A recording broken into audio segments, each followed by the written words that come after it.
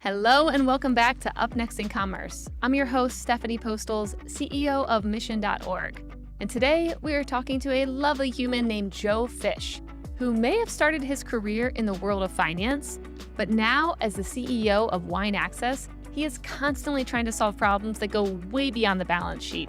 Things like predicting the weather. On today's episode, Joe explains how he and his team have worked to address all kinds of issues, from customer retention to accessing the most exclusive supply, to even, forecasting the weather to optimize the supply chain. But before we get into all of that, I want to give a shout out to our sponsors, Salesforce Commerce Cloud, who make this whole show possible.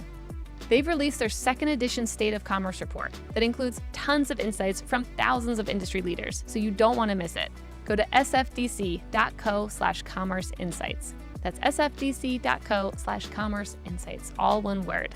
Okay, let's get into the storytelling with Joe Fisch from Wine Access. Joe, welcome to the show. Thanks for having me. Yeah, I'm excited. I usually don't talk wine before like noon, but I feel like this is a special occasion and I'm really excited to hear everything that you guys are up to.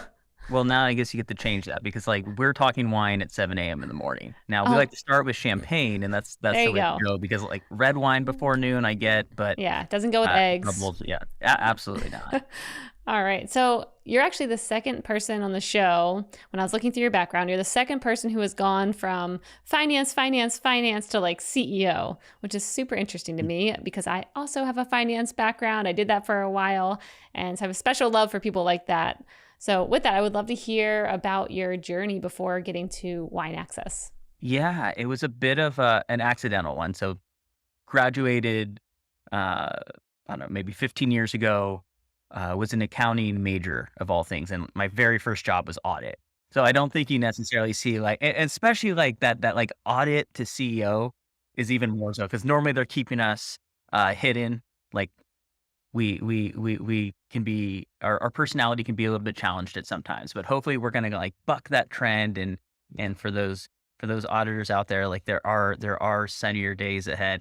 So started my career at PwC in audit. And my two biggest clients at the time were Kendall Jackson and then Foster's Wine Estates, who is now Treasury Wine Estates. So they own brands like Behringer and Penfolds and Meridian. So that was kind of my first exposure into wine. And I just I fell in love with it. I was like, this is such an amazing thing. So I spent about 3 years at PwC, or excuse me, in audit, and probably wasn't the right fit for that. And then I moved into our deals practice, primarily focusing on buy side and sell side due diligence for private equity clients, but always in retail and consumer. Because I've always said if I can't eat it or drink it, I can't understand it. I would have done terrible in software. So all during that time, you're on the road, you're eating well, you're drinking well, and you start to kind of get the bug of food and wine, as well with the background I had from my years in audit, and said, wow, I really love this. And I had always been looking for a way kind of back into wine, but I didn't necessarily want to work for a winery per se. So it was something of how can I have kind of a variety of experiences that aren't necessarily tied to a single wine brand, and was still kind of trying to figure that out. And then an opportunity at Ghirardelli Chocolate Company came up, and again, it's food. I could eat chocolate. I can understand that. I buy this a lot, so I think this is going to be a good fit. So I ended up at Ghirardelli, and then after about 2 or 3 years, the opportunity for Wine Access came up to lead their finance group. So at first, it was a pretty wide search. It was hey, you had to run a corporate finance department. Okay, easy. Plenty of us in the Bay Area. It'd also be good to know e-commerce. Again, it's San Francisco, so it's between San Francisco and Seattle, you have the overwhelming number of e-commerce companies. But then the third kind of wrinkle to it was you have to know wine. And there's probably 3 of us in the Bay Area. So I think it was number 3 on that sort of short list. So after they worked through the first 2, they said, you know what, you should talk to Joe. And met with my predecessor at the time and walked through what the company was, what they've been doing, and where essentially you kind of want to take the company. I said, oh, this is perfect. It meets my requirements for wine. It's not as if I'm working on a single winery the entire time. It's dynamic. It's both domestic and import. And it had all of all the things you'd like ever want, um, if moving into if moving into wine and e-commerce. 2018 then rolls, so that was back in 2017. 2018 rolls around, and our board decides to go with the change in leadership, and uh, the board had liked a lot of what I had done, especially with the finance group and as well as some of our corporate partnerships. So then said, "Hey Joe, why don't you take a crack at it?" And Which that's the like, rest is history. okay, let's just talk about that because not many, I don't think that happens many times where they're like, let's go with the finance person.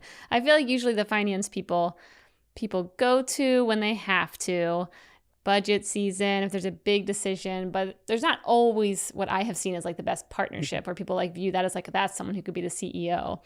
What were you doing with your finance team that really stood out? Like what were the changes or decisions you were making, or how were you partnering with, the other C-level leaders? Yeah, I think, one of the great things going back to my days at PwC is it was always a very client service focus. And I think whether it was at my time at Ghirardelli or at Wine Access leading the finance team, it's like, okay, like these are our stakeholders and like how are we going to make them great and support them in the right way? So I think one of the advantages that finance leaders have is numbers in a sense are a universal language. Now, whether or not people want to speak in them, speak in them or not, maybe not. And I think you have to end up kind of adapting the way that you speak with a marketer versus a merchandiser versus an operations person. But at the end of the day, finance a lot of times is going to give you that sort of exposure to each one of those groups. And I think one of the things where I've done well in my career is that I've been able to talk. I've been able to talk to each of these departments or each of these leaders in a way in which they understand, and it may not be super intimidating when it comes to finance. Mm-hmm. And I'm just naturally curious, so I would spend an extra half hour. Maybe my time management with it wasn't great at the time, but I like really genuinely care. It's like, okay, great, like tell me how this works. Like it's really hard to, I think, to be a strong finance leader without really being curious about, okay, tell me about, CAC to LTV, or tell me about when you're thinking about these different operational metrics, like how does it flow through? Like how can we model that? And I was always really curious. And I think that different department leaders always appreciated that Mm-hmm. about me. Yeah, yeah. What I've seen, so back in my Google days when I was leading finance for Maps and Street View and all that, the best finance one were the finance folks were the ones that like went into the product teams and like became part of their teams to then understand what numbers can we give you, because maybe Mhm. that's not your, favorite thing to work on, but like we'll do it for you while understanding your business so well that like this will only be helpful. It's not going to like take things away from you. Because Mhm. there's sometimes where you feel that, people are like, oh, what are you going to take? You're going to take my budget. You're going to whatever, versus how can you actually partner with me on this and give me things that my team does not have the time or wherewithal maybe to even like create dashboards and BI tools and whatever, the team might bring. So that's awesome. Okay. Before we get into your CEO role, I want to make sure everyone knows like what is Wine Access? Yeah. So wine access in the most simplest terms, and my CMO always makes fun of me for this, but we sell wine online in the most like simple form. Like, you're a consumer, you want to find, the best wine for you, you come to Wine Access. Now, the big corporate speak will be we're this amazing, online wine platform to service all of your various needs. But at the end of the day, we're really connecting, savvy buyers or even people who are new to wine with the best wines in the world. Mm-hmm. And when we think about what our purpose is, it's really to help people discover and enjoy the world's most inspiring wines. And we look at that through all components of the business. And I always say that we're built on kind of 4 pillars, so to say. And that's a little bit of the how we do it. So it's wine curation, amazing team, master of wine, master somm, foremost sake expert. He was former beverage director at Morimoto. So like people who have dedicated their entire lives to wine. I mean, they know it inside and out. They're like the Steph Currys of kind of the wine world. Mm-hmm. So that's one aspect of it. So we really tried to like take the guesswork out of it. Then there's content. So every single offer that we put together is 500 to 1,000 words. And we're really interested in explaining who are the people behind the wine. Like, why is this relevant? Why is it relevant to you? Like, what's the memorable story behind it? How do we find it? Uh, Third component is provenance, so always ensuring the wine is in pristine condition. And then the last is just superior customer service. So have, what I think are like mind-blowing NPS scores, high 70s, low 80s, Hmm. and really, really hone in on that. So that's how we kind of think about what we're trying to do in the space, and then what are the pillars that we're built on to deliver that. Got it. Okay. And what year was Wine Access founded? So the company was founded about 25 years ago, Okay. originally started as a web hosting platform Hmm. for wine publications and retail shops, who didn't actually move into e-commerce until around 2005 or so. Yeah. And that was because of regulation, right? Like 2005 is when you could start shipping wine throughout different states instead of like keeping it within one state, Yeah, I I think think. there was a couple of things that kind of opened up. So obviously one were certain Supreme Court cases. I think there's also kind of the adoption of just e-commerce in Hmm. general. So I think those two kind of coincided with it, as well as the ability for carriers to actually ship wine, um, in somewhat of a cost-effective way. So I think you had, a number of different kind of factors that really helped push Hmm. that forward. Got it. Okay. So you took over the CEO role. First, were you any bit hesitant to move from finance into the CEO role? Yeah, I think when you're asked to do it, you always just say yes. Hmm. You don't really think, you just say yes. And I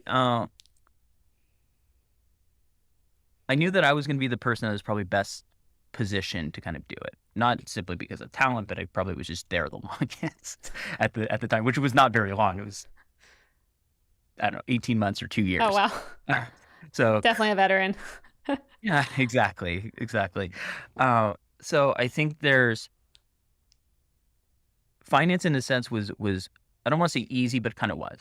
You know what to expect. I Hmm. could probably like do that job more or less in my sleep. It's you're coming up and you're speaking one language. In Hmm. a sense, I'm speaking finance with finance people.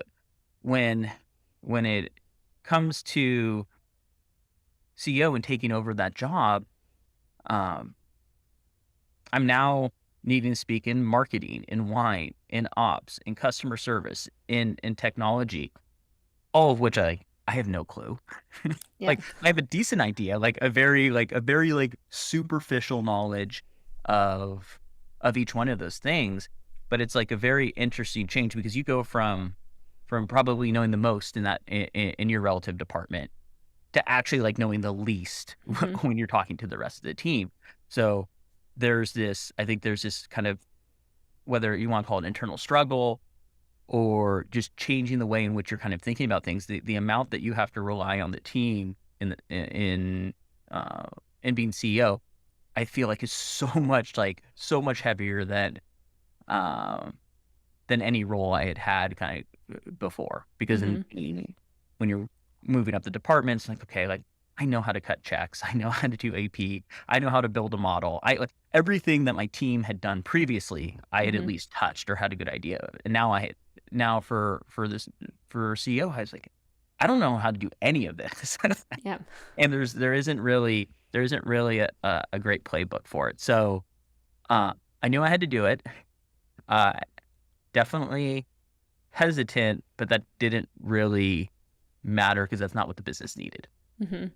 So I mean, I hear this often. I'm always like, what's the first 90 days look like? But for you, I'm guessing the first couple months was just talking to everyone and trying to figure out what they needed, or like, what did that look like? Or was there pressure from the board of like, Joe, you need to deliver something within X amount of time? Yeah, I think I'm trying to remember like anytime I feel like anytime I do anything, I just start reading like crazy. So I think there's a book even called like The First 90 Days or There something is, like yeah. that. A I couple think people have brought that up on the show. like I mix and they all kind of like blend together and kind of sound the same at times. So like that was actually like my first playbook. And it was just like, okay, like what are the three most important things that we have to have done in the next 90 days, and basically plotted those out. So we had a big customer retention issue. So like that was kind of everything, because that's like that for us, we had lost 30 or 40% of our customer base. from 2017 to 2018. So that was really kind of almost like 1, 2, and 3. Mm-hmm. Obviously, there are components as to why that happened, Which I'm and going to ask. which of course you will of course ask. So there are Yeah. components of why that happened, and that really became like, what's the priority to basically how do we right the ship, and how do we go from shedding 30-40% of our customers and kind of bringing them back on board, Mm-hmm. and then do we have the right team in place to be able to do that? So I think those were kind of the two questions, more or less. And you can almost say, do we have the right team in place first? Because if you don't, then it actually doesn't really matter what strategy you have. Mm-hmm. Okay. Let's go through all the components, because I'm sure there are people out there right now who maybe their business was a bit disrupted over the past couple of years, and they're like, I can figure this out if I just figure out how to even think about this retention issue. So when you're coming in hearing, you're losing 30 to 40% of your customers, and like, what did you do? Like, what did you see? What were the components of, like, why were you losing so many customers? Yeah. So what are the bigger and more obvious one was we had huge problems with on-time delivery. So Mm-hmm. we had always been a company that had been somewhere between kind of 85 to 90% on time, and that had dropped to somewhere between 5 and 15%, which is just like a terrible customer What experience. happened? There, That's I like think we were, insane. 90 to 5%. Like, what? yeah, we had executed a 3PL migration, and I think that we didn't do as good of a job as we should have, and process mapping exactly like how our model worked. I think so that was one component of it. I think a second component is we had always been a daily offer business where we send a single SKU. So we send a single SKU and we fulfill a single SKU. We had also launched, I would say that we innovated in 2017 by launching a standard e-commerce store, multiple SKUs, 300, I think we had 300 to 400 SKUs on hand, and it was kind of a shift in our business model. But we didn't integrate those two kind of revenue streams in a way that made sense. So uh, if you were to add what we call the daily offer to your cart, and then you tried to add an in-stock store wine, it would actually kick out your daily offer wine. So that customer experience was out, and that's just like one of like a bunch of different examples of like where our product didn't line up with the right consumer experience.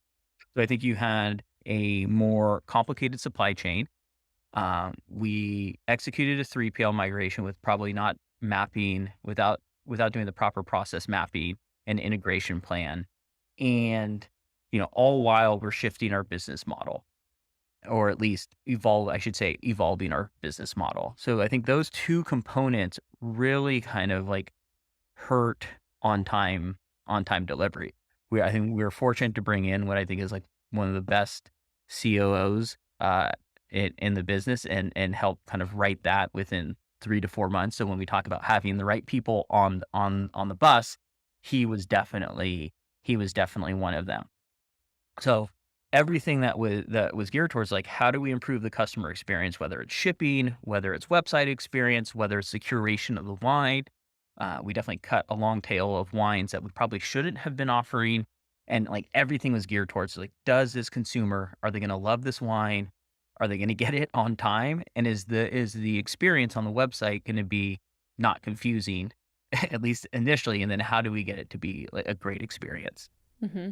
For wondering if like consumers will love the wine, how are you deciding that? Especially if you had so many, and it seems like you have so many options of places to source, the best wines from, and like palates are so different. Some people will give me wine, they'll be like, "This is the best one, $400 bottle." I'm like, "Ew, this is not good. What did you just give me?" So like, how did you go through deciding, especially if you had a website that wasn't probably giving any good like guiding indicators on, yeah, a lot of people like this or they like that. It Mhm, was just kicking things out of carts and wasn't really working mhm, perfectly. mhm. So we're never going to get it right 100% of the time. Like it's just almost impossible. And especially when you're buying a wine, in a sense, when you're buying a wine blind without tasting it. But I think one of the things that we really pride ourselves on is we have this absolutely amazing wine team. As I'd mentioned before, master of wine, master of somm. And Mm-hmm. for those of you that don't know what that is, it's essentially the pinnacle of the wine profession. So I think for both of them, they're two different kind of designations. There's about 400 of each in the world. So if you put the two together, it's less than 1,000 people in the world Wow. What's the have got training the look same. like for that? A lot of drinking, a lot of studying. Only 1% of them make it out. And only yeah, and a very yeah, very I mean, it is one of the most prestigious, Yeah. both of those are some of the most prestigious and most Hmm. uh, difficult tests to pass. So I think, with that team, they've dedicated their lives to wine. They know a high quality wine from a low quality wine. So every single one of them, or I should say, every single wine that we put through our platform has been tasted, tested by them. And the question they had is, would I stake my reputation on this? And does this wine punch above its weight for the category? And anything that comes through the platform has basically been vetted by that team. So it's like you have this expert. You don't have to go to a restaurant. You just go to Wine Access and you have this expert team who has already kind of pre-vetted the wine for you. So no matter what, you know that it's going to be a great wine and well made. Now that doesn't necessarily mean that you're going to love the wine, because for instance, we can have a really well made. I'm not a huge Zinfandel fan, Hmm. so it doesn't matter if it's the greatest one in the world.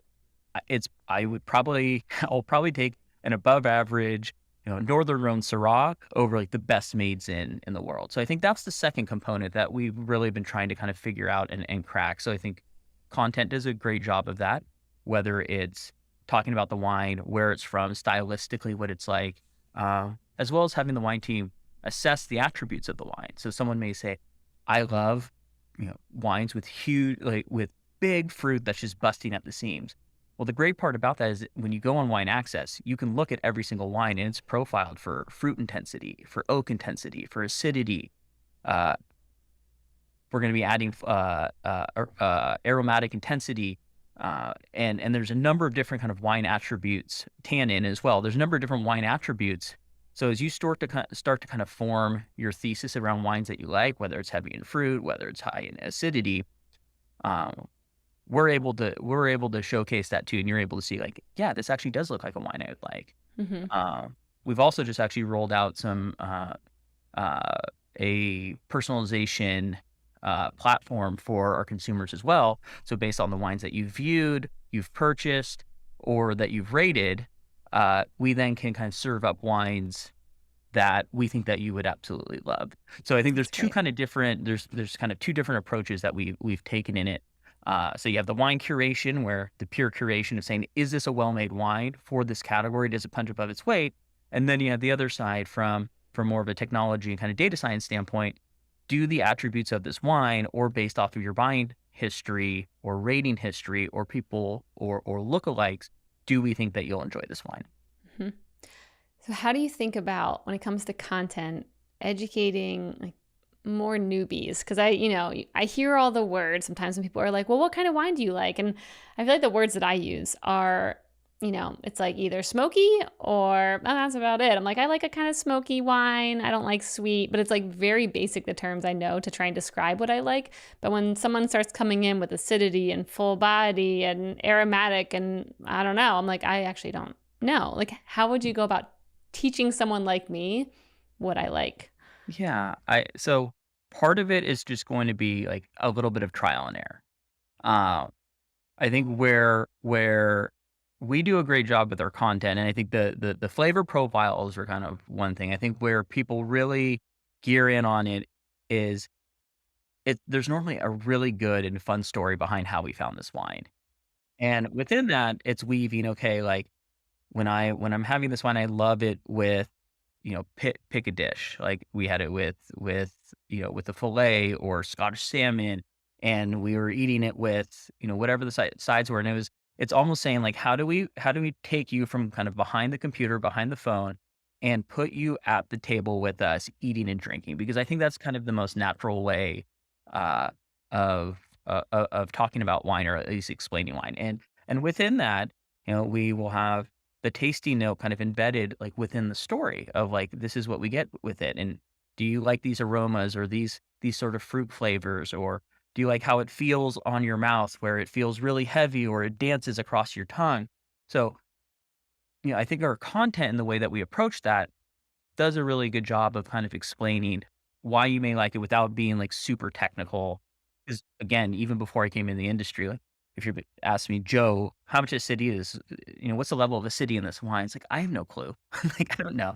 But it was really, I do get very captivated by the stories that we tell, because when it's told in a story form of how we came about it, what we were eating with the winemaker, what we were drinking, it feels like I can absorb that much better. And I think that's what we aim to do with our content. Uh, Now, if you just wanted to get super technical with it, you could just say, "Look, I'm going to get a case of wine. I'm going to rate them, and then from there, Wine Access can pretty much tell me what should I get after that." Uh, One of the nice things I think we've always had, and especially one of the reasons where I think our customer service rates so highly, is if you don't like a bottle, we credit it back to you. So it's also like a riskless way of approaching wine. So if you had 6 out of 6 and you hated all of them, which it's never happened before, at least that I know of, uh, then you theoretically like get credited back and you try again. Hmm. But most times, I would say People like them. we have a pretty high hit rate. Yeah. What is one of the most memorable stories of finding a wine? And it can be while you have been there, or, just something you've heard from like years ago, but like, what's one of the craziest stories of how, you all found a top wine? Yeah, there's a wine that we direct import ourselves called Brugnon, and we went to Champagne. I want to say it was in so Brugnon it's a Champagne. They do a bunch of different wines, anywhere from non-vintage brut to vintage champagnes, and we ended up going there, I wanna say in February, probably because it was cheap. There's snow on the ground, like, Hmm. I remember going there, it was, like, freezing, and we were doing visits of some of the existing wines we work with, like icons like, Runar or Billicart, but I remember we were at Runar, and we just had finished tasting, and we ended up getting a driver to take us from point A to point B, and he ends up parking the car, and we finished with our tasting, and we're like on a high. We're like, this is amazing. Like, we went through the caves of Runar, and we did this kind of once in a lifetime experience. And we get to the car, and we hop in, and we're like, all right, let's go to the next place. And hits the gas, like turns on the car, hits the gas, and the wheels are just spinning. Like, he's stuck. And we're like, oh, you have to be kidding me. So I'm there. So it's myself, and it's our head of wine, who is in heels, and you know, we had to get out of the car, and we just start like pushing the car while like he's hitting the gas to go in, and like it's still stuck. And then I think I run to a shed, and I get a shovel, and I start like shoveling out the ice from behind the wheel, and it finally gets loose. And like I'm sweating because I sweat standing. Thank God I live in San Francisco, because like otherwise, if I was in New York or something, or if I was in Austin, I would be drenched all the time. So I'm like sweating, just getting done with like this fancy champagne tasting, about to head to our next one. And we like get back in the car. I was like, man, that was rough. I was like, yeah, you owe us one. I need a winery. I need a champagne house that has no representation in the U.S. That's the best in the world. And our driver and I, it couldn't have been more perfect, because his name is Icy, Aissi. So yes, Icy Wow. got us stuck in the ice. It's like, oh, I had the perfect place for you. So I'll take you after the next appointment. So afterwards, we end up showing to this house. Is really tiny. It's called Brugnon, and it's a husband and wife that run it. I think they do maybe 3,000 or 4,000 bottles a year. So super super small. And we show up there, and like we knock on the door, and they let us in, and we go through the tasting, and we're like, oh my God, we like absolutely love it. And our head of wine says, can you take the dosage level? So that's basically like the amount of sugar that's kind of added to the bottle. And they said, sure, like great, but like if you're gonna buy this, we need a commitment. It's like, how many bottles do you want? And we're like, we'll take 3,000. They're like, we only make 4. We're like, we'll take 3,000. Like, we're just going to need a check up front. So we shook their hands, and we left. And I swear, I think that they thought like the French equivalent of Ashton Kutcher was going to pop out and be like, you got punked by these Americans who came in, told you to make your wine a little bit different, and that they'll take 75% of your production. And that was about 3 years ago. So then like we later hop on the phone. They're like, well, good news, wire's cleared. Let's make this happen. And since then, like we've built like an absolute phenomenal relationship. Oh, They've wow. they have planted out, I think, another 2 or 3 acres for us, Hmm. like just for us. And Wow. we've become like such a big component of of obviously what they make, and our customers absolutely love it. So Ooh, yeah, okay. getting caught in the snow or caught in the ice with a driver named Icy can change the trajectory of the types of wines that Yeah, you offered. I love that. And it's a Just trust the staple. drivers. Yeah, trust the drivers. They know. Oh man. Okay, I need to try this now. You really see the stories. The stories work. I mean, I love that. Have you Okay, have you seen the wine bottles that have like Snoop Dogg on it, and they have like, I think it's like AR, where you hold up your phone and you can see the whole story of it.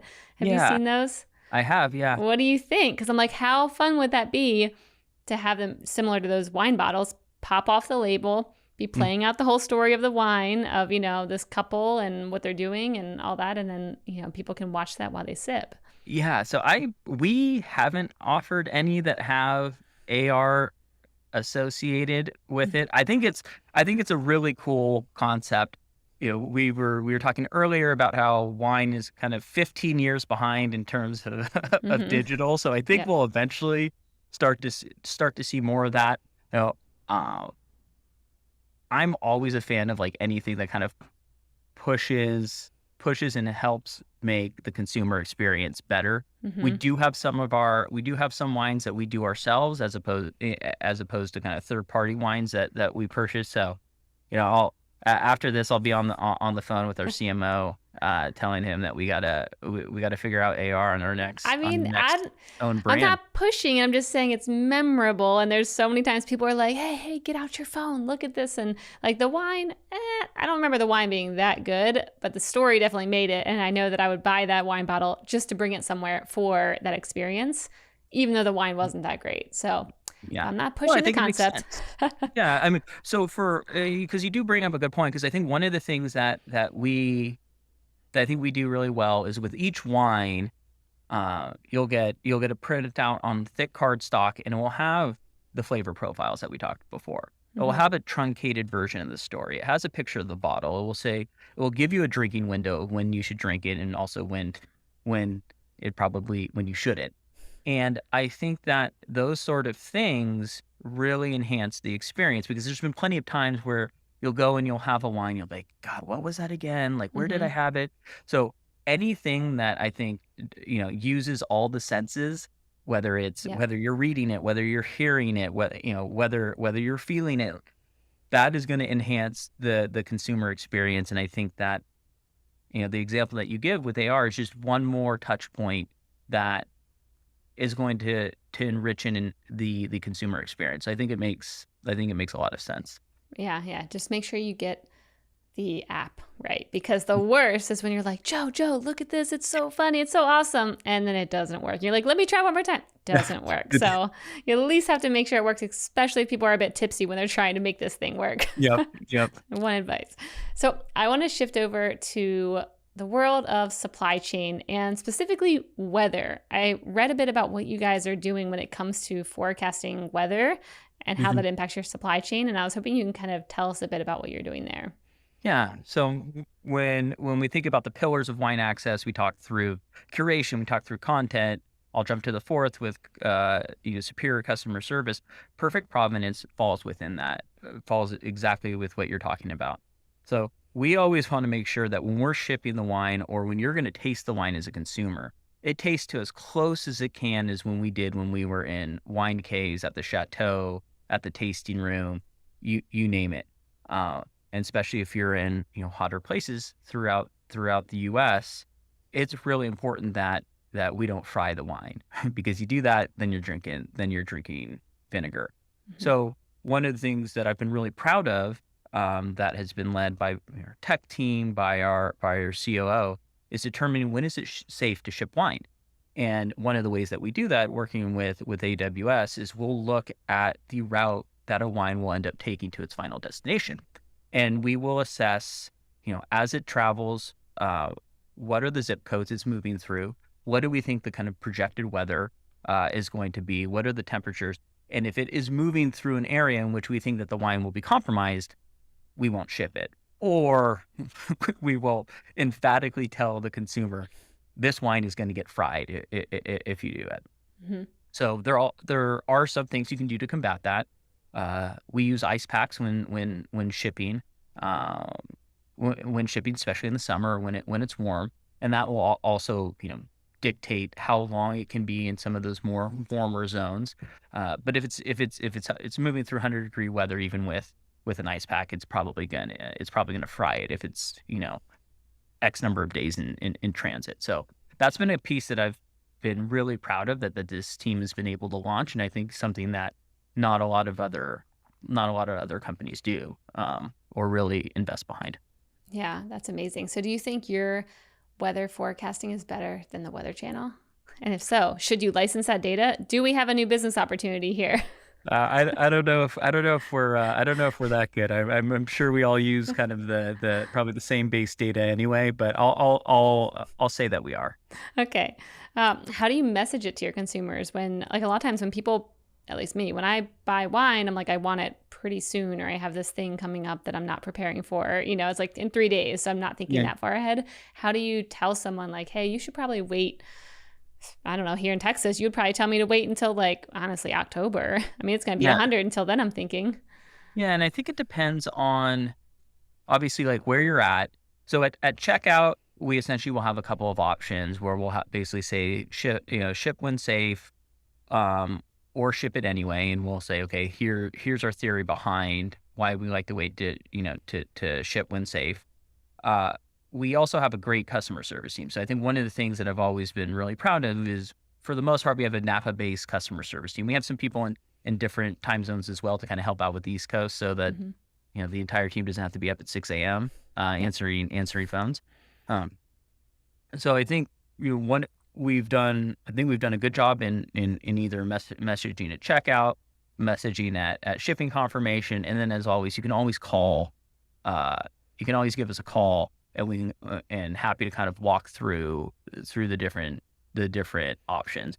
That being said, there still is times where people just didn't pay attention to checkout, didn't pay attention to shipping confirmation, and Mhm. don't want to call in. But I think we give enough touch points at all all ranges of where the customer could see how the wine is going to be shipped to communicate that. Yeah, love it. So when thinking about the next year, I would say, what's maybe the hairiest problem you all are working on right now that you think will maybe, result in big gains or benefits, or it's something that you're not even sure if it'll work out at all? It's a big bet. Like, what are you guys Yeah. working on? So I think a big piece for us is, how do we pick a target? 50% of the wines that we offer are exclusive or kind of semi-exclusive. And I think that's going to be done a number of different ways. So it could be working directly with the wineries overseas versus working through importers. We love our importers. They have great books of business, but I think we also want to figure out, like, how can we make Wine Access a shopping destination to get things that you can't get anywhere else. Hmm. Amazon's obviously not in the space. They were for a little bit, or for a while, and then post the Whole Foods acquisition, had to basically divest their marketplace. But I think any like somewhat competent e-commerce leader has to think, okay, like, how can you work towards kind of Amazon proving yourself? And for us, I think that is exclusive supply. So Hmm. how do we build up that portion of our business, both from an import perspective, but I also think from a domestic perspective as well. And that would be striking up partnerships with different vineyards or different winemakers. And that's really where I think, especially this year, we've started to see a shift. And how do we control kind of more of our supply chain? It's well, at least to us, it's not news. But then you go outside of your world, people are like, I didn't know that at all. But the Napa 2020 vintage, big fires and wiped out a lot of supply. Hmm. There's been a lot of frost and other weather events that have happened in Europe that have been kind of lowering yields, which just means in certain parts of the world, there's less to go around. So the more that you have that direct relationship with the chateau overseas, and it's coming directly to you as opposed to kind of into an importer and then spread to kind of the different retail players, it just gives us more kind of control over our supply chain. So that's been a really big one for us. That's cool. That's interesting. Is it ever hard to get them to be exclusive with you? Because I'm imagining if I'm, me and my husband are making wine and we're serving, our local town and everything, and then all of a sudden we're going to change it over to you for maybe a year or two at a time to then have to go back again to like how I was doing it. How does that look like to maybe guide them through what it looks like to be exclusive? And then what if they're not anymore? Like, yeah. No, good. And I think it's a good clarifying question. I think when we talk about exclusivity, we really think about it in the U.S. market. Got it. Obviously, we don't have or I should say, not obvious. We don't have distribution overseas. So we're really Okay. we're U.S. It's 45 states plus D.C. So that's really what we're trying to do, and it's for people who are trying to break in kind of into the U.S. market. And I think one of the things that we allow for that is we're direct to consumer, so they're able to know exactly like where their product's going into, as opposed to maybe working through importer, and it could go to distributor, and who knows how it's being kind of showcased around the U.S. So we're really focused on saying we want to tell your story, and then we want to share it with our massive customer base across the U.S. So it ends up being, I think, a pretty easy sell for them, because at this point, if you don't have distribution in the U.S., a lot of those wineries do want that, and they want to share their story like with the world. Like, why wouldn't you make this Yeah. amazing wine? Why wouldn't you want to share it with everyone? And the U.S. is obviously a really important market for winemakers and wineries overseas. Yeah. Got it. Okay. One final thing. Since you took over as CEO, how much has the company grown? Like, what are some metrics if you were to throw around and kind of like, tout what's going on? Like, what numbers do you look at? Yeah, I mean, I think if we look at our kind of consumer base and rev, we've a little more than doubled the size of the company from Wow. a consumer and rev standpoint. No big deal. That's amazing, Joe. Congratulations on all the success. It was a really fun interview. I will have to try many of the wines now, especially the most exclusive ones. Yeah. So thank you for coming on here, sharing your story. And until next time, where can people find out more about you and what you're up to at Wine Access? Yeah, well, you don't need to worry about me, but the company is what's most important. So it's pretty easy. Wineaccess.com. Awesome. Thank you, Joe. All right, thanks. I want to quickly thank our sponsor, Salesforce Commerce Cloud, for help making this podcast possible. If you're looking for the #1 platform for all things commerce, there's no better choice. So definitely go check it out at salesforce.com/commerce.